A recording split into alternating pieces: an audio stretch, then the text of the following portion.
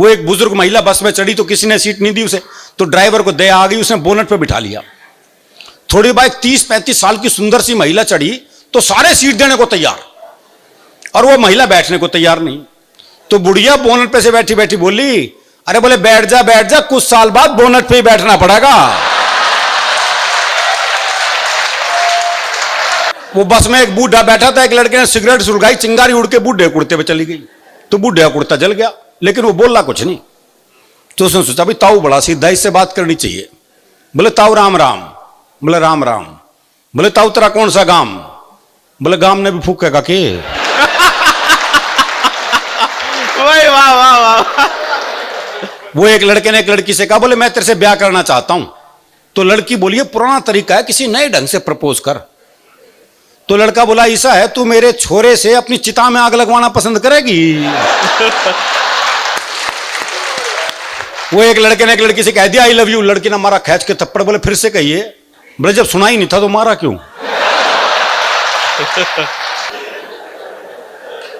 वो अभी मुझे एक मेरा दोस्त मिला जी, दोनों होठ बुरी तरह जले हुए उसके।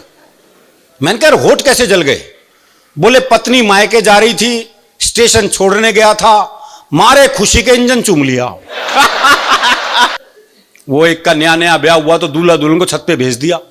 मां उसे देखा, लुगाई बड़ी सुथरी, मैं ब्याह के बाद ही देख सकता है जी हमारे यहां तो। क्या बोले लड्डू खावेगी? देखो ये प्रैक्टिकल बात,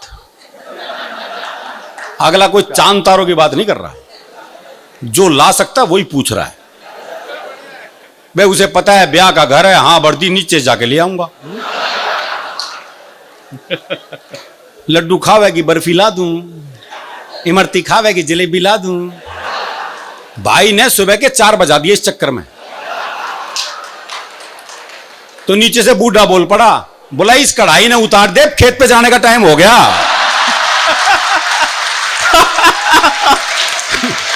80 साल का बूढ़ा बस में चढ़ा तो एक 75 साल की बुढ़िया बोली ताऊ कित जागा। अब बूढ़े के तो काटो खून नहीं जी।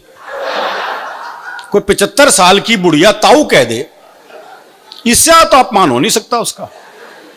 लेकिन उसकी मस्ती देखे सब, मस्ती फिर भी कायम रहती है। बुढ़िया बोली ताऊ कित जागा, तो बूढ़ा बोला बेटी तेरी खातिर छोरा देखने जा रहा हूं। वो बाप ने बेटे से पूछा भी तेरा रिजल्ट क्या रहा? बोला जी हमारा जो प्रिंसिपल है ना उसका छोरा फेल हो गया। अरे बोले मैं तेरा रिजल्ट पूछ रहा हूं। बोला जी गांव का सरपंच है ना उसका छोरा ही फेल हो गया। अरे बोला तेरा दिमाग खराब है, मैं तेरा रिजल्ट पूछ रहा हूं।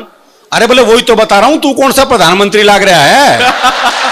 वो मेरे पड़ोस में रहते रामकिशन जी, उनके बेटे का रिजल्ट आना था।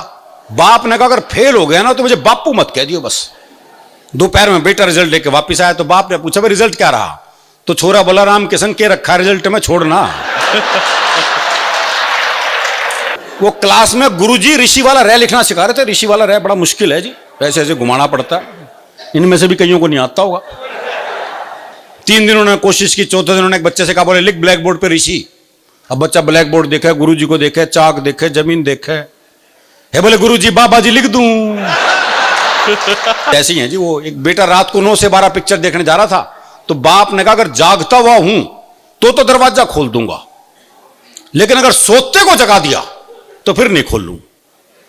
अब वो रात को 1 बजे लड़का वापिस आया, तो बोले कैसे पता लगा बापू सोवा है जाग है? तो अगले ने चौकीदार की आवाज बनाई, बोले राम प्रसाद सोवा है जाग है? बोले जागू हूं। बोले जाग गया तो खोल दे।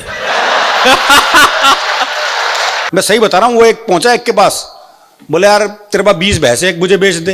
बोले ले जा। बोले कौन सी वाली? वो ले जा। बोले कितना दूध देती है?